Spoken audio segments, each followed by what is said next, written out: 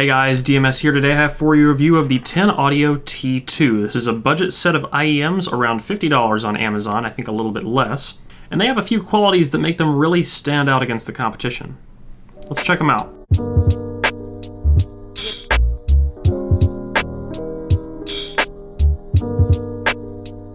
So starting off with the build, they are actually really well built for budget IEMs. They have a metal housing, which I guess you could kind of expect from the name 10 Audio.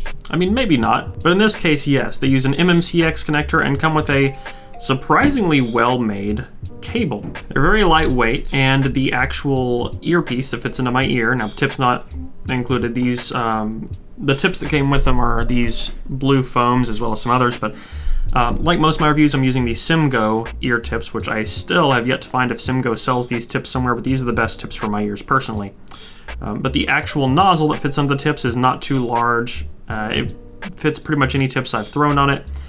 And with both the combination of their size and weight, they're very comfortable for long listening sessions. And I'm also not worried about these breaking. Since there's really not a whole lot we can say about the build of these, I'd like to just go on and get straight into sound. Now, this isn't going to be the longest review that I've put out recently, but there are a few things that really stand out on these that I'd like to point out. So starting off with sound, let's start with the bass and sub-bass. Unlike a lot of IEMs, these are actually not bass cannons, which I kind of enjoy. Which isn't to say that there's any lack of extension. Sub-bass does extend really well, but there isn't a big mid-bass bump. They're not warm sounding, which is nice. A lot of IEMs tend to favor emphasized bass. And the sound of the 10s, while not cold and not dry, did seem to be kind of a relief from the normal bass-heavy IEMs.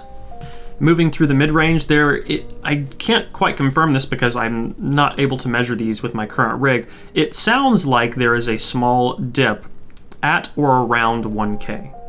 I find 1K, with songs that normally will make 1K bring a little more harshness into a mix, these don't tend to react that way. So my initial impression is that they are likely recessed in that range just a little bit. This does provide a more spacious sound, though it is less intimate with vocals. Now, even though it is a little bit less intimate with vocals, one thing that very clearly stands out and defines these headphones is that they seem very articulate. Anything that is lost in vocal presence is made up in vocal clarity.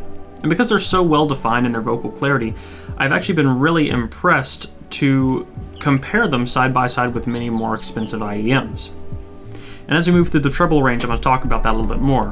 So treble in itself is a bit of a mixed bag. It feels as though there can be a bit of a roller coaster. I can't quite define exactly which frequencies are peaking. It's not severe peaks, but there are times where I turn them up and get a little bit of sibilance. Overall, though, the treble doesn't seem to be harsh in any particular way, and if I was to describe the overall frequency response of these, I would say it's a very unoffensive frequency response. Very much like if someone took the Bose QC35s and took away a lot of the bloated bass. It'd be a similar frequency response to this, though maybe with a slightly more recessed 1K. But I'd like to get back to the word that I used before, which was articulate. On my desk in front of me, I have 5 other IEMs. I have the IMR R1, the Campfire Andromeda, the 64 Audio A6, the Light Harmonic Stella, and the Unique Melody ME1 planars. And the 10 Audio T2 shares something in common with all of these. Several things, actually. One being that the build quality is exceptional. 2 being that they are extremely well-rounded in their overall clarity across the response. And more so narrowing it down to the IMR R1, the Campfire Andromeda, and the Light Harmonic Stella.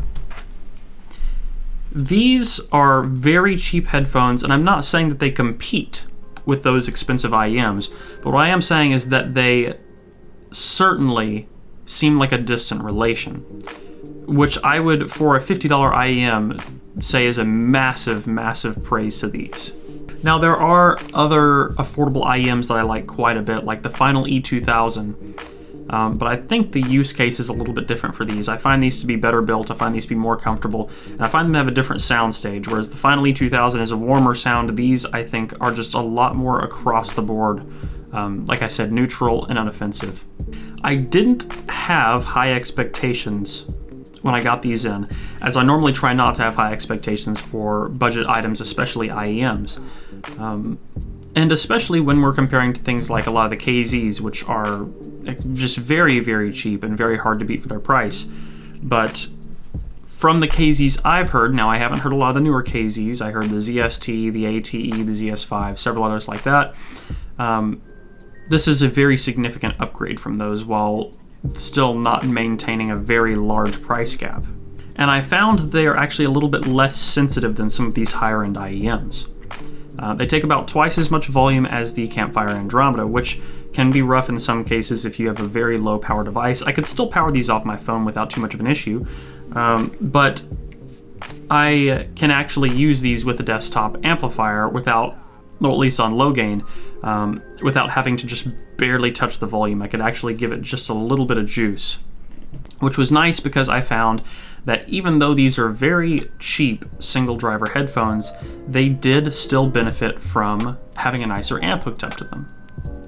Not necessarily in terms of how power hungry they were, because like I said, they're not too power hungry, they're still an IEM, but in terms of being able to use a nicer DAC and being able to listen to better audio file formats. And with their overall footprint being so small and light, there is really only one pair of IEMs I have here I can wear for longer, and that's my customs. I can wear things like the Andromeda for a very long time, but these are definitely a lighter IEM. And with them being lighter, it's going to mean less overall fatigue, especially with these slightly more rounded edges. Now, I know I said in my Andromeda review that the edges don't bother me, and they definitely don't, but they are a heavier, larger IEM than this. And of course, the Andromeda is leagues ahead in sound. It's an entirely different animal in comparison. But the fact that in some areas I can compare these is very interesting. Now, there were times in the highs where I could get a little bit of, as I said, sibilance. There were times in the highs where things could get a little bit harsh or a little bit grainy, but most of the time, like I said, I'd like to stick to that word that I used before, which was articulate. I feel like the 10T2 is a very unoffensive, articulate, well-built IEM for its price, and I think that it is certainly pushing into a range that is far above its retail value. I think this is going to be either a good companion IEM to someone who has some more bass-heavy IEMs and wants a break from that, or it's going to be a good IEM for someone looking for something that is not bass-heavy, something that is more neutral across its response and is just light and well-built. And I would certainly use these as a travel companion if I didn't want to bring something nicer, if I was afraid of getting something lost. These are more easily replaceable. Now, on an interesting note, I do want to talk about soundstage and imaging. And the soundstage I find to have a particular quirk to it, and that's that it is relatively wide, much more wide than I would have expected for these. But where the imaging with this soundstage gets interesting is I have a clear image of what is to my left and right. I have a clear image of the sides coming until about here, and then forward image is somewhat lost. We still have a center image that sounds like it's in the center of my head, but anything forward from about here forward is very pulled back, and it feels like it's on a flat plane. However, I do have very good imaging behind me, which I find very interesting. And I decided to try these out with some games also, and I noticed that I could hear very well things that were around me behind and to the sides up until about here, and then like I said, and most of the imaging in front of me sounded like it was on a flat plane level with my ears. It's very similar to the effect of if you were sitting in a room and just had a speaker flat on either side of your head, just directly 90 here and 90 here from your center point, just 90 degrees apart on either side. And that gives them a uniqueness that I did like in several scenarios, because as it is, with a lot of these large open back headphones, kind of like the LCD2C that I just reviewed, when I lean back against my chair, it usually would cut off a bit of that rear image because the back of the chair would interfere with the headphones.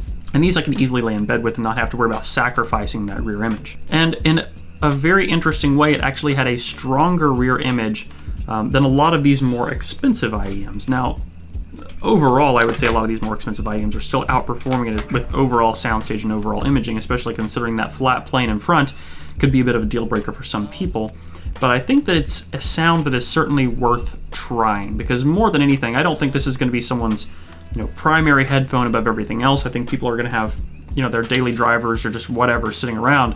And people are probably going to be using this more as a portable, though you certainly could use it as a daily if you're on an intense budget. But I think this is going to be more of a companion headphone, and when you have a companion headphone or a companion IEM, it's nice to have something that'll give you a break from what you're normally listening to. So with that, I'm going to give the 10 Audio T2 a recommendation. If you want, you can check them out, linked in the video description. So guys, I hope you really liked this video. If you did, please leave a like down below and a comment letting me know what you want to see in the future, or if I missed anything during this review. And while you're down there, if you want early access to my videos and the podcast, you can check out the Patreon linked in the video description. But until the next one, guys, peace.